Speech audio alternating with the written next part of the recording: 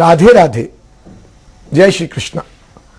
हर ब्रजवासी और कृष्ण भक्त चाहता है कि ब्रज से बहने वाली यमुना जी में यमुना का शुद्ध जल बहे। बड़ी जोर से इस मांग को उठाया जा रहा है और संतों ने अपनी प्रेरणा से लोगों को जागृत किया है। पर सवाल है कि केवल इच्छा करने से क्या इच्छा पूरी हो जाएगी?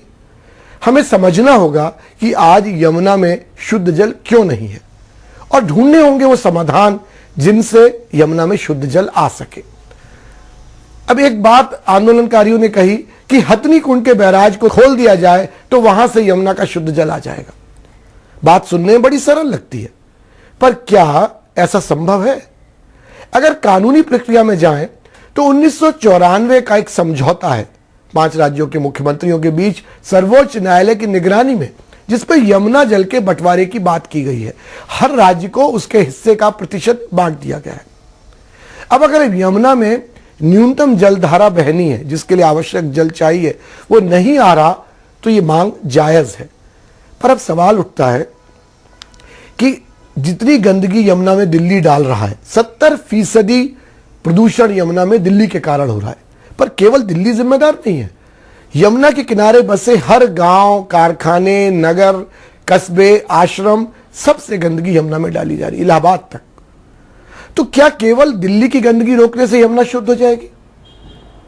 इससे बड़ा सवाल यह है कि क्या यमुना में इतना जल है कि आगे तक सबको शुद्ध जल मिल सके?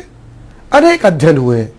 आईआईटी दिल्ली, आईआईटी रुड़की, पर्यावरणविदों ने, सरकार की समितियों ने, इंजीनियर इंडिया कॉरपोरेशन ने समय समय पर अध्ययन किए हैं। एक बात तो साफ है कि कोई भी सरकार हो, राज्य में या केंद्र में, किसी भी दल की क्यों ना हो, अगर उसके मन में ईमानदारी से नीतियों को लागू करने की भावना होती तो हालात इतने बुरे ना होते। यमुना एक्शन पर सैकड़ों करोड़ रुपया खर्च किया गया, पर भ्रष्टाचार की बलि चढ़ गया। अब हम नया तूफान मचा रहे हैं। हम कहते हैं कि नाले बनाए जाएं, उसको ट्रीटमेंट प्लांट्स लगाए जाएं, यमुना के बेड को सुरक्षित किया जाए। इन सब चीजों में हजारों करोड़ रुपया लगेगा, पर क्या गारंटी है कि उसका इस्तेमाल ईमानदारी से हो जाएगा? क्या गारंटी है कि वो हो जाने के बाद समस्या का हल निकल जाएगा? हमें सोचना होगा। सबसे पहली बात तो यह है कि यमुनोत्री से जब यमुना निकलती है तो जो इसका कैचमेंट एरिया है, जो जल संग्रहण क्षेत्र है, उसका भी भारी विनाश हुआ है। पर्वतों को तोड़ा गया है, वृक्षों को काटा गया है। मुझे याद है जब हम ऋषिकेश से बद्रीनाथ जाते थे तो ठंड लगती थी, स्वेटर और शॉल पहनने पड़ते थे। अभी हम पिछले दिनों गए तो जोशी मठ तक गाड़ी में वातानुकूलन, एयर कंडीशन चलाना पड़ा, यानी जोशी मठ तक गर्म हवाएं हिमालय में बह रही थी। कौन है जिम्मेदार इसके लिए?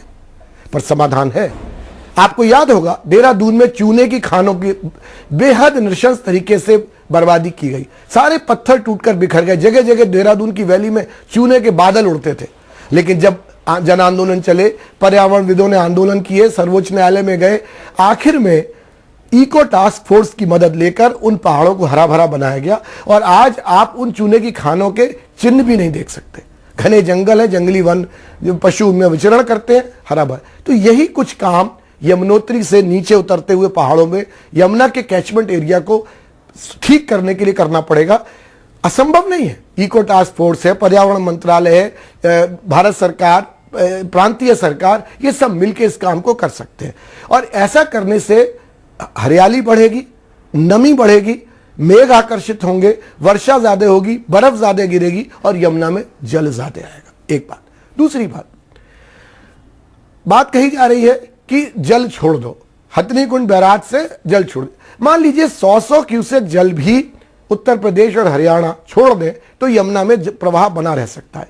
पर सवाल है कि अगर 100 क्यूसेक जल छुड़वाना है या जो भी न्यूनतम मात्रा में छुड़वाना है, उसके लिए क्या आंदोलन हमको बिहार में जाके चलाना होगा? क्या पूर्वी उत्तर प्रदेश में चलाना होगा? जब ये आंदोलन शुरू हो रहा था 2 वर्ष पहले, तो मैंने बाबा को बार बार संदेश भेजा, क्योंकि पहाड़ों की लड़ाई में, कुंडों के जीर्णोद्धार में, वनों के जीर्णोद्धार में जब से बाबा ने आज्ञा दी, हम लोग रात दिन लगे और काम करके दिखाया। हवा में बात नहीं करी है। लगातार कुंड खुद रहे ब्रज के, लगातार वनों के लिए काम कर रहे हैं, पर्वतों की लड़ाई। तो हमने संदेश भेजा, हरियाणा में जाकर लोगों को समझाना होगा कि वो हमारी आस्था का सम्मान करें। वहां भी ऐसे लोग हैं जो यमुना माई में भगवान कृष्ण में आस्था रखते हैं। उत्तर प्रदेश की सरकार पर दबाव डालना होगा, उत्तर प्रदेश में यमुना के इलाके में रहने वाले लोगों को समझाना होगा, और दोनों राज्यों की सरकार सहमत होगी तो पानी का प्रवाह बन सकता है। पर क्या केवल पानी के प्रवाह बनाने से काम चल जाएगा? आज दिल्ली में जो प्रदूषणकारी इकाइयां लगी हैं, मांग तो हम सब करते हैं इनको बंद करो, पर क्या कभी हमने उसका आर्थिक विश्लेषण किया है? आज लोहा 50 या 55 रुपए किलो बिक रहा है। आप जानते हैं कि 1 किलो लोहा बनाने में जो पानी प्रदूषित होता है उसको शुद्ध करने की लागत 200 रुपए आती है। इन सब औद्योगिक इकाइयों को प्रदूषण के नियंत्रण के संयंत्र लगाने चाहिए, ये कानून है, ये उनकी नैतिक जिम्मेदारी है, और केंद्रीय प्रदूषण बोर्ड इसीलिए बना है। लेकिन सरकार की कमजोरी कहिए या भ्रष्टाचार कहिए या इन कारखानेदारों की बेईमानी कहिए कि ये प्रदूषण संयंत्र नहीं लगाते नियंत्रण के, और गंदा पानी, गंदा रासायनिक जो पानी है वो यमुना में फेंक देते हैं। पर अब दूसरा सवाल है, अगर ये लगाते हैं प्लांट तो लोहा 50 रुपए की किलो 250 रुपए किलो बिकेगा। सिर्फ लोहा ही नहीं, प्लास्टिक उद्योग है, बिजली के सामानों के उद्योग है, रासायनिक उद्योग है, बिल्डिंग मटेरियल से संबंधित उद्योग है, कपड़े के उद्योग हैं। इन सब उद्योगों में अगर प्रदूषण नियंत्रण संयंत्र लगेंगे तो कम से कम 50,000 करोड़ रुपए के संयंत्रों की जरूरत होगी, जिनसे कि दिल्ली के कारखानों का गंदगी को यमुना में गिरने से रोका जाए। कितने कारखानेदार तैयार है इसके लिए? कोई भी दल, चाहे वो कांग्रेस हो, भाजपा हो, जो भी इस मामले में आवाज उठाती है, उनको सोचना चाहिए कि क्या वो इसके लिए उनके अंदर राजनीतिक इच्छा शक्ति है? क्या वो इन कारखानेदारों पर दबाव डाल सकते हैं? और हम दिल्ली की बात क्यों कर रहे हैं? हम मथुरा के कपड़ा उद्योग की बात क्यों नहीं करते? गंगा की बात आई थी, कानपुर में चमड़ा उद्योग की बात उठी थी, यमुना के किनारे फरीदाबाद की बात क्यों नहीं करते? कितनी सारी औद्योगिक इकाइयां यमुना के किनारे हैं। क्या ये सब प्रदूषण नियंत्रण के संयंत्र को लगाकर साफ पानी यमुना में डाल रहे हैं या गंदा पानी यमुना में डाल रहे हैं? और अगर ये लोग प्रदूषित पानी यमुना में डाल रहे हैं तो फिर हम दिल्ली आकर मांग किससे कर रहे हैं? क्या हमने कोई प्रयास किया इन लोगों को समझाने का कि आप ऐसा मत करिए? क्या आपकी आस्था नहीं है यमुना में? क्या आपके इष्ट और आराध्य राधा कृष्ण नहीं है? क्या आप नहीं चाहते कि देश की नदियों में स्वच्छ जल भरे? तो उसकी तरफ भी प्रयास करना पड़ेगा, बिना उसके किए होगा नहीं। और अगर हम सोचें कि सरकार सब कर दे, तो आपको ध्यान होगा जब पिछले दिनों बलात्कार की घटना हुई, इतना बड़ा आंदोलन चला और कहा गया कि बलात्कारियों को फांसी दी जाए, और एक बलात्कार पर जब इतना शोर बचा, पूरी दुनिया हिल गई, तो ये बात तब भी उठी थी और हमने कई टीवी चैनल पर कही थी कि बलात्कार जैसी घटना कोई पुलिस के रोके नहीं रुक सकती। कश्मीर से कन्याकुमारी और गुजरात से आसाम तक किस कारखाने में, किस खेत में, किस दुकान में, किस कार्यालय में, किस खलियान में बलात्कार हो जाए, इसको कौन रोक सकता है? ये तो एक सामाजिक समस्या है जिस पर पूरे समाज को चिंतन करने की जरूरत है कि हमारी महिलाओं के प्रति दृष्टि क्या है। ठीक इसी तरह यमुना में शुद्ध जल आए, ये एक हमारी सबकी नैतिक जिम्मेदारी है। हम ब्रज से आंदोलन चला रहे, बहुत अच्छी बात है, हम खुद ब्रजवासी, हमारी बड़ी भावना है कि ब्रज यमुना में शुद्ध जल आए। पर क्या वृंदावन और मथुरा या शेरगढ़, जहां से यमुना ब्रज में प्रवेश करती है, और मथुरा की सीमा आगरा के जहां से बाहर निकलती है, इस बीच में यमुना में प्रदूषण न गिरे, इसके लिए हमने कोई प्रयास किया? क्या हमारे इस इलाके में रहने वाली नगर पालिकाओं ने प्रयास किया? क्या हमारे इस इलाके में रहने वाले सामाजिक कार्यकर्ताओं ने प्रयास किया? क्या यहाँ की राजनेताओं ने कोई प्रयास किया? आज ब्रज में थर्माकोल की प्लेटें, प्लास्टिक के ग्लास, बिस्लरी की बोतल, प्लास्टिक की थैलियां इतनी बड़ी तादाद में इस्तेमाल होती हैं और हम बाहर फेंक देते हैं, उनके कूड़े के पहाड़ जमा हो जाते हैं। क्या कभी हमने सोचा कि यह कूड़ा कहां जा रहा है? बारिश में बहकर यह सारा कूड़ा यमुना में जाता है, और आपको जानकर दुख होगा और तकलीफ होगी कि यमुना के तल में 2 मीटर सतह तक ऐसा प्लास्टिक का कचरा जमा हुआ है। राधा रानी ब्रज यात्रा के दौरान जब हमने यमुना को क्रॉस किया कई बार और भी अन्य अवसरों पर, तो कलेजा मुंह को आ गया देखकर कि यमुना के तल में 2 मीटर चप्पल, टूथपेस्ट, खैनी के पाउच और ये सारे प्लास्टिक ग्लास, बिस्लरी, थर्माकोल, इनका पूरा का पूरा एक भंडार भरा पड़ा है, जो ना तो यमुना के तल को सांस लेने देता है, ना जल स्रोतों को खुलने देता है, ना जल के स्वाभाविक आवागमन को होने देता है। कौन जिम्मेदार है इसके लिए? कौन प्रयास कर रहा है? हमको पहले एक आदर्श स्थापित करना चाहिए कि वृंदावन का कचरा यमुना में नहीं गिरेगा, मथुरा का कचरा यमुना में नहीं गिरेगा, बरसाना, गोवर्धन, नंदगांव, कोसी, गोकुल, कहीं भी हम यमुना में अपनी गंदगी नहीं गिरने देंगे। अगर हमारी नगर पालिकाएं नाकारा हैं तो उनको ठीक करेंगे, अगर हमारे अपने आचरण में कमी है तो उसको ठीक करेंगे। इसके लिए कोई प्रयास किया गया? करने की जरूरत है। जब तक हम ये नहीं करेंगे, हम दिल्ली को दोष कैसे दे सकते हैं? दिल्ली वाले बोलेंगे कि अगर आपको इतनी चिंता है यमुना की, तो आप पहले अपने ब्रज की तो यमुना साफ करके दिखाइए। जो काम हम खुद नहीं कर सकते, वो हम दिल्ली से कैसे अपेक्षा रखते? हम तो गंदा करेंगे यमुना को, लेकिन दिल्ली वाले साफ करके यमुना भेजते। बहुत नाइंसाफी दिल्ली कर रही है हमारे साथ। 70% प्रदूषण दिल्ली यमुना में डाल रहा है। इसके लिए दिल्ली वालों को समझना चाहिए। पर हमने कितना आंदोलन दिल्ली चलाया, ये बात भी मैंने कही थी 2 वर्ष पहले कि इस आंदोलन को चलाना है तो जो लोग बिहारी जी के दर्शन करने दिल्ली से आते हैं, बांके बिहारी के, उनको पकड़ा जाए। उनसे कहा जाए कि आप बिहारी जी से कृपा की भीख मांगने तो आए हो, पर हमारी यमुना को दिल्ली में साफ करने के लिए आप क्या कर रहे हो? हमने किया ऐसा? हमको अपने आचरण से, आचार्य कौन होता है? जो आचरण से समाज को सिखाता है। क्या हमारा आचरण प्रकृति के अनुकूल है? क्या हमने कभी सोचा कि हमारे जो हम मल्टी स्टोरी भवन बना लेते हैं ब्रज में, कई कई मंजिली इमारत, उनमें टॉयलेट्स बना लेते हैं, उनमें फ्लश की लैट्रिनें लगा देते हैं, और उनका पाइप कहां जाता है? कभी सोचा?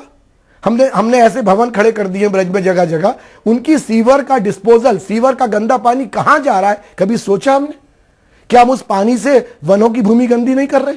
क्या उस पानी को कुंडों में नहीं डाल रहे? क्या वो पानी बहकर यमुना में नहीं जा रहा? कौन जिम्मेदार है इसके लिए? क्या हमने प्रकृति के संतुलन के साथ जीना सीखा? और नहीं सीखा तो हम किस नैतिक अधिकार से बात करते हैं कि दूसरे लोग यमुना साफ करें, हम तो गंदा करेंगे? ऐसा नहीं होता। यत यत आचरित शेषजन लोका तद अनुवर्तते। जो शेषजन आचरण करते हैं, समाज उसका अनुसरण करता है। तो यह बात हमें सोचनी होगी। तीसरी बात, नाले की बात कही जा रही है कि यमुना के बाएं और दाएं नाला बनाया जाए। अगर सही तरीके से देखा जाए तो इस नाले को लेकर भी कई समस्या है। अगर हम दिल्ली में नाला बनाना चाहते हैं यमुना के दाईं और बाईं ओर, तो सवाल आएगा कि उस नाले का पानी जाकर कहां गिरेगा? या तो उत्तर प्रदेश में गिरेगा या हरियाणा में गिरेगा। क्या हरियाणा और उत्तर प्रदेश की जनता इसके लिए तैयार है कि उनके यहाँ गंदे नाले गिरे? और तैयार है तो क्या वो अपनी जमीन देने को तैयार है? क्या किसान इस जमीन अधिग्रहण को आसानी से हो जाने देंगे? और मान लीजिए कि जहां चाह वहां रहा, जब ताज एक्सप्रेस वे बन सकता है तो नाला क्यों नहीं बन सकता? लेकिन नाला बनाने की जो आकलन है उसको भी समझना होगा। नाला कोई ऐसा नहीं हो सकता कि वृंदावन के बाहर जाके छोड़ दो, या मथुरा के बाहर जाके छोड़ दो, या आगरा तक ले जाके छोड़ दो, या ताजमहल के आगे छोड़ दो। उस नाले को फिर आखिर तक हमें समुद्र तक ले जाना होगा। हालांकि अंतर्राष्ट्रीय पर्यावरण हल्ला करेंगे कि आप समुद्र को प्रदूषित कर रहे हैं, पर मान लीजिए कि कोई विकल्प नहीं है, हम वो नाले को सीधे ले जाते हैं और ले जाकर समुद्र, तो 2000 किलोमीटर का नाला बनाना पड़ेगा। इस नाले को अगर हम कच्चा रखते हैं तो समस्या समझ लीजिए, कच्चे नाले में जब प्रदूषित जल जाएगा तो वो रिस रिस कर धरती के भीतर चला जाएगा, भूजल स्तर को प्रदूषित कर देगा। वो आप कह सकते हैं वो तो आज भी कर रहा है यमुना में, चलिए कम से कम यमुना का तो जल बचेगा। मान लीजिए इसका अच्छा विकल्प क्या है? क्लैडिंग कर दी जाए, उस नाले के नीचे पत्थर लगा दिया जाए, ईंट लगा दी जाए। कितनी लागत आएगी इसकी? अरबों खरबों रुपया आएगा। या पाइपलाइन डाली जाए, उस पाइपलाइन का प्रभाव बना रहे, उसमें प्रेशर बना रहे, उसमें कहीं अटकाव ना हो। इसके लिए जितने मैकेनिज्म चाहिए, क्या उस पर कोई अध्ययन किया हमने? क्या ये संभव है? इस पर सोचने की जरूरत है। एक और बात है, हम कहते हैं कि ट्रीटमेंट प्लांट लगाए जाए यमुना में। आज दिल्ली में 18 जगह नाले यमुना में गिर रहे हैं गंदे प्रदूषण के साथ। ट्रीटमेंट प्लांट लगे, काम नहीं करते। औरों की क्या कहो, हमारे वृंदावन में काम नहीं करते। क्या हमने किसी यजमान से कहा कि हमारे यमुना में जो सीवरेज डिस्पोजल का प्लांट काम नहीं कर रहा, तुम इसको सेटअप कर दो, इसको चला दो? क्या किसी ने ऐसा प्रयास किया? अब मैं एक और बात कहना चाहता हूं, हमको जल के समस्या है। यमुना में तो जल आना चाहिए। मैं बार बार ये दोहराना चाहता हूं कि हम अगर इच्छा शक्ति के साथ प्रयास करेंगे, सतत प्रयास करेंगे, गंभीरता से प्रयास करेंगे, इन प्रयासों का राजनीतिकरण नहीं होने देंगे, किसी एक दल को इसका फायदा, दूसरे दल को नुकसान नहीं होने देंगे, तो शायद सामूहिकता के बोध से हम समाधान निकाल सके थोड़े समय के बाद, राधा रानी कृपा से, ठाकुर जी कृपा से, संत कृपा से, यमुना माई कृपा से। पर उसके पहले हमको अपने गिरेबान में झांकना होगा। आज जल की समस्या है, भूजल स्तर तेजी से नीचे गिर रहा है। ब्रज में 85% भूजल खारा है। हमने बरसाना के ही गांव में, चिकसौली, मानपुर में घर घर शुद्ध पेयजल पहुंचाया, दोनों टाइम पेयजल की समस्या हल करी पहुंच रहा है। और अनेक गांव में ऐसी स्कीम फेल है, नहीं चल रही है। अब सवाल है कि जब 85% भूजल खारा है तो वो मीठा